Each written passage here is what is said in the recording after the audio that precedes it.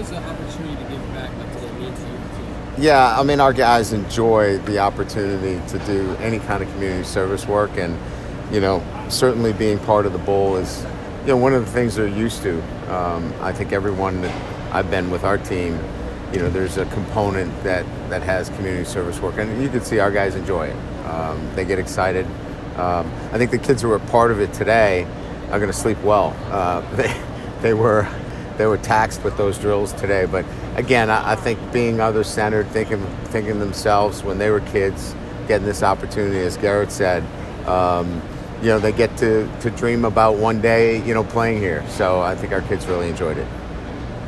What would you want the younger players on this team to take away from this experience, this week of preparation? Well, again, it's another opportunity for practices. We didn't get as many in as we did last year, but I think we got 12 practices in, so it's almost a full spring, from that perspective. So you're getting, a lot of the younger players on this team, and as you know, there's a lot of young players that need more development, and so the technical and tactical development of your football team, occurs during this part of the season as well. We got to perform well tomorrow with some young players that are going to be forced into action. We've got, we're missing about 155 catches, combined with Daniels, Lacey, Taylor not in the lineup. So some younger players and some guys that have not gotten those major roles will step up. So it's exciting for them as well, So what do we hope to get out of it is, big performances from guys that have not had those opportunities, and for some young guys to get more technical and tactical work. Who's maybe in that regard stood out to you? Some of these young guys who maybe we haven't seen much of this season, who you really been impressed by during bowl prep? Yeah, I mean, I think, you first got to look at the offensive line. Weston Davis getting a lot of work, Tyree Adams getting a lot of work, Cohen Eccles getting a lot of work. Those guys are now going to be pressed into, possibly playing, some significant time, on the offensive line. I think at the wide receiver position, you'll get a chance to see, Billiot will now get an opportunity out there. I think from a defensive back standpoint, Deshaun Spears playing a lot. As you know, we moved Toviano back to safety. He gets a chance to play quite a bit. So I think, probably 6 or 7 other guys that I'm not mentioning right now will get an opportunity that you'll see tomorrow. Josh Williams played high school here. Yeah. Just wondering maybe your first impressions of him, the first time you saw him when he took the job, and if you thought he'd develop into what he's become. Yeah, I mean, I think what stood out to me was, what people talked about, in terms of who he was, from a character standpoint. And then I got to know him, and that was the best part of it. It wasn't what you heard about him, is what he did. And what he did is he showed up every day. He was the first guy there, working hard every day, being a great leader, accountable, just with a great attitude. I mean, those are the guys you love coaching. Those are the guys that you're motivated for, that are about team first, and you can mirror, right? I mean, our younger players see Josh Williams as, I want to be like that, and it really, it resonates. Like, that room is as good a room as we have. And when I say room, that running back room is as good a room in terms of the traits because of him. What do you make so far of the offensive line and practice, all the moving and shifting and stuff? Yeah, no, I think we've solidified, the group of 5 in there. We'll probably play 6. I think you'll see a rotation between Bordelon and Eccles at right guard. I think Tyree Adams, you'll see Paul Mubanga at left, Tyree at left, and then at the right guard, the rotation, and then certainly at right tackle, you'll see Miles Frazier. So, those 6 guys, are the guys that, are rotating in, with DJ obviously at center. How well do you know Orlando? I've known him for, probably 10 years. We're not best friends, but in this business, we've known each other. had a great respect for him and what he's accomplished and what he's done as a defensive coordinator. And then obviously from his time at LSU, gotten to know a lot of people that knew him very well.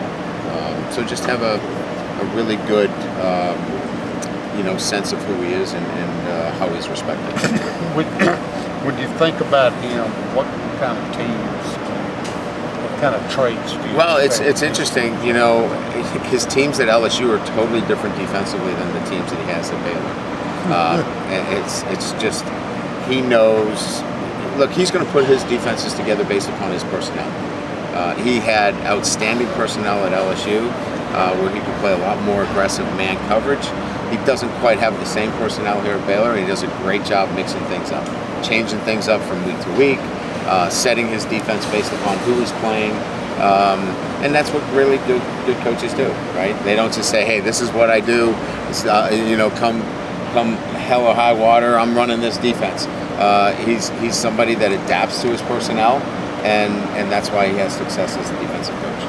Has the kid from Northwestern signed yet, Josh Thompson? Yes, he has. Can you elaborate maybe on what he brings to the program in the future?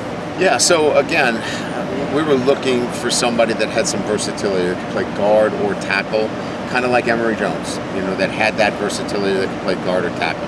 He gives us that versatility, physical, rugged player in the Big Ten. We wanted somebody that had starts underneath his name, and he fit that profile. High character kid, very smart, a guy that can come in right away and impact our offensive line. Do you think they'll want to add any more offensive line transfers? Yes. Maybe a little late. What do events like this mean to you, seeing your players come out here and help these kids with these types of exercises? Yeah, I mean, these are the things that, as football coaches, we enjoy as much as anything else, getting to see your players interact outside of the game.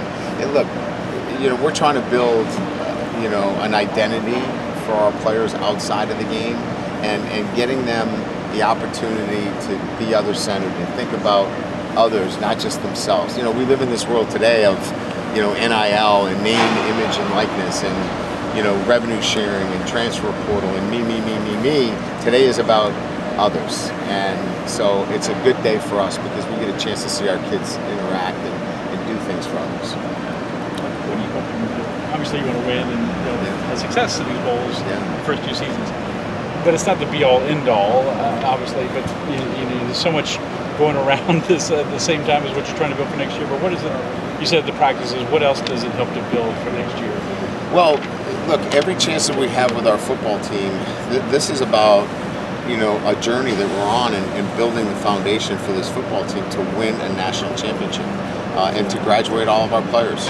We had the highest GPA that we've ever had here. I know you guys don't want to hear this, but the reality of it is that this is still an academic institution in which we want to graduate our football players.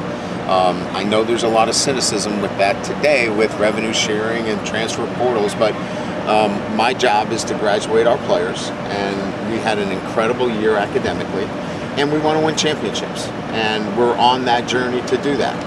I really like the foundation of our program, and we're in a good position now to add players into this program that enhances this roster to go get the other side of this, and that is win a championship. And so I like where we're at.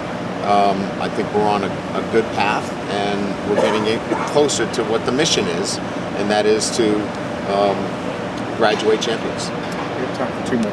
How's Tradez fitting in? Is he doing a lot more inline stuff or kind of a little bit of both? He's getting all the work.